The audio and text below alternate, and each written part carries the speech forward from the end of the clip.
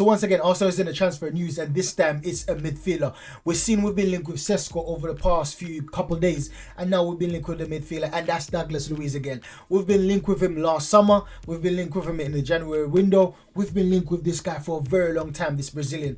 And I think that most fans thought that we'd moved on from Douglas Luiz because we were trying to get Bruno Guimaraes. So it says there that Arsenal have a strong interest in Douglas Luiz, whose contract ends in 2026, and renewal with Aston Villa is stalling right now. Aston Villa need to sell an important player to comply with PSR rules and value him at about 50 million. So when I saw this, I was like, okay. Once again, we've been linked with Douglas Luiz. It's nothing new, it's nothing surprising. We've been linked with him over the past few seasons and over the past few transfer windows, that's for sure. So I'm saying that there's nothing in it. Everything's going to be back to normal, back again for Bruno Guimaraes, or you all know my favourite is Zubimendi. So yeah, but then I saw this post and I'm thinking, could we really be back in for Douglas Luiz? Are Arsenal gonna play Douglas Luiz against Bruno Guimaraes, the two Brazilians, against each other to try to get a signing of either or either? That was the thought process I was thinking about, and then I saw this. Take a look at this. Now this says Aston Villa have reached a verbal agreement with Luton to sign Ross Barkley. Understand the fee is about 5 mil. Final part needed: medical tests and players' formal signature. Agreement on player side expected at the beginning of July. Here we go soon. So they're going for Ross Barkley. Aston Villa is going for Ross Barkley. Now, if they go for Ross Barkley, how Ross Barkley is going to be in that midfield is an additional, and Ross Barkley ain't coming there to sit on the bench. So that's why I'm starting to think perhaps there's something in this Douglas Luiz transfer. There could be something in it because we see Aston Villa as being proactive, and the fact that they need to sell an important player, they need to sell someone that's on a high wage and someone that will bring in a lot of transfer money. And they're signing Barkley for 5 million, so that could be if we see all the clubs right now worrying about this. We see Everton got deducted points, and everyone is thinking about financial fair play right now, and perhaps that could be a bargain for us, that we could get Douglas Luiz on cheaper than we could have a season ago when we tried to get him, right? So let's see what happens with that one. Breaking news: Fulham would be willing to pay 30 million for Luiznketiah this summer, as per Sunsport.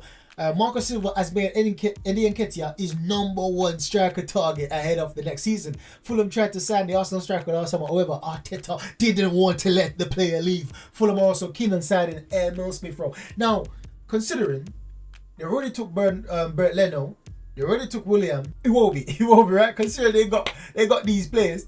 Now they tried to get Luiznketiah and Smith-Rowe. So this is the list of players that will be released today, and I believe there's about 22 players on this list. They will all be released, and a few players on there that I was wondering what's happening. I haven't heard some of these youngsters in a long time, and we know about Cedric Soares and Lenny. They're leaving as well. But Kido Taylor-Hart, I remember him being linked with the Reggae Boys squad to play for Jamaica, but I haven't heard anything about this guy for a very long time. Ryan, don't really know him. Okonkwo, I'm surprised. I thought it would stay on and at least another year or two. But it's not just Arsenal's getting rid of young players, but these players are trying to go elsewhere because they see that they can get a better opportunity of getting into a first team and securing a first team play, improving, and then going to a bigger transfer. So some of these players, Arsenal, it's not that Arsenal want to let them go directly, but they also want to leave. So it's like a amicable situation where both the club wants them to leave and they want to leave as well. So it's not that bad. But some may see this as alarming, but for me, I'm happy because I see that we're getting rid of the deadwood, so to speak, right? Not to insult any player, but right now, these players on this list, if we Arsenal wanted to keep them, they would have spent money to keep them. Just like how we're spending money to keep San Wanere onto a new contract. Just like what we're doing, we've done to Skelly, the same thing. Just like what we're doing to Kozio Dubry. If we want to play, we will spend money to sign them up, right? So we see Medima, Marquis, we see Sweet, Landing Sweet, not to confuse with this the new Sweet that we just got recently. Kirk, John Jules as well. He's another player that we were waxing lyrical. So I understand the sentiment of some fans that saying, when I post some videos sometimes about the youngsters, how good they are, some fans say, calm down, like let them go, let them develop. I understand the sentiment because People like John Jules, at one point, he was hailed as one of the best in the academy. Now, for me, it's two things. One might look at it and say that, listen, we have to be careful of our expectation. But I look at it that it's because we've been starved of brilliance, we start to glorify mid or average players right now. John Jules is an average player. Saka has the potential to be a great player. You can see it's not just about his ability that he has. It's about his work ethic. It's about his work rate. Those are the mentality monsters that become world class players or future Ballon d'Or winners. And I see Saka has that. Now John Jules, if he has the potential, he has the raw ability, the natural ability. But what stopped him from breaking into the first team? Right? So these are the things that we have to also question. Now, as I just showed that we get rid of 22 players, and now there's going to be a mass exodus at Arsenal this summer. I can see it. Now, we saw Enelli and Cedric Soares from the first team, right? Cedric Soares is leaving and Lenny. Nketiah might leave. Smith Rowe, as we've seen being linked, might leave. Reece Nelson might leave. That's already 5 players. Now, I believe, I wanted to be fair, I wanted Vieira to go because I believe that Waneri can cover his spot very, very well. So I wanted Vieira to leave, but I don't think he's going to go. So forget about Vieira. We see Tomiyasu is being linked. We see Thomas Partey might leave. That's almost 6 to 7 players already, right? Not to mention Ramsdale, 8 players, 7 to 8 players leaving in the summer. So it's going to be a mass exodus, and I believe it's going to be a big recruitment summer for the Arsenal as well. There's going to be about 1 to 2 major signings, but the rest is going to be fringe players, not fringe, but depth, quality in depth. I believe is going to come as well. But I believe we're going to get a very good striker and a very good midfielder. But otherwise, something that I believe is going to be squad depth. And another one that might leave is understand that Rangers are interested in highly rated Arsenal defender Will Waters. Now, I haven't been seeing any contract talks for Will Waters, but I know that Arteta really like him. But so we're gonna have to see how it comes down to the end of it. By the end of the transfer window, what happens, because we've been heavily linked with Jorel Hato as well.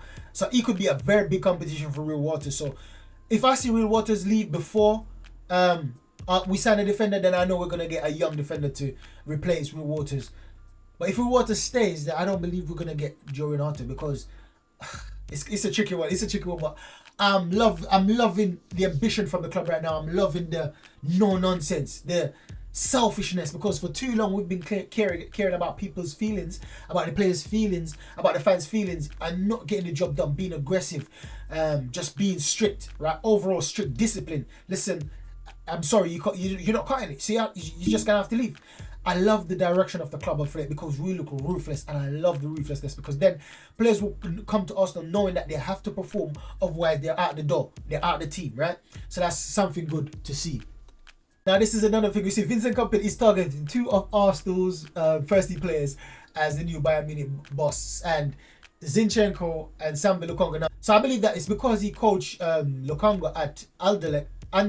This is why this is resurfacing that he's going to sign Lukonga again. I don't believe he'll sign Lukonga, but I do believe, and Lukonga is another player. Lukonga makes the 9th player that could leave the club. So Lukonga is another player I didn't mention, but he could be leaving the club as well. Now, when it comes down to Zinchenko, I believe that we've gone past Zinchenko. I believe that we've gone past Jesus. I will still keep Jesus in the team, but I will get rid of Zinchenko. If he stays, he's not going to be left back. He's going to, Arteta is going to have to play in midfield or something, make a new role for him, but not at left back.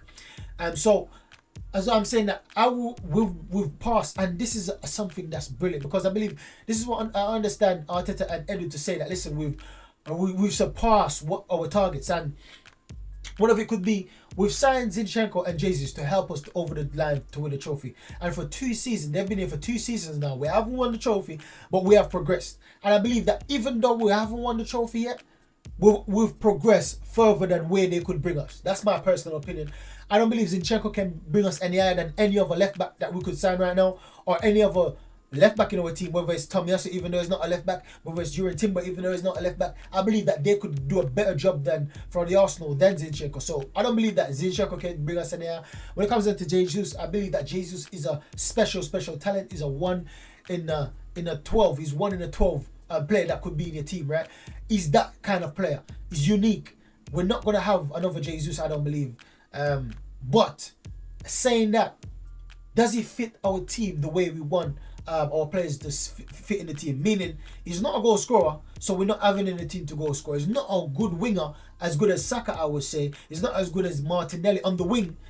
He is good on the wing, but not as good as those players. Even Trossard, he's not. I don't think he's as good as Trossard. But so when you consider all that, where does he play in the team? Attacking mid, that's Odegaard.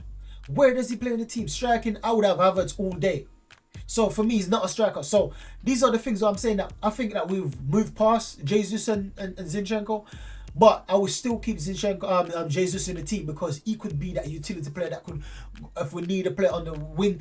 I believe that we're going to sign a winger. But even if we need another winger, he could fill in on either side of the wing. So I will still keep Jesus as depth.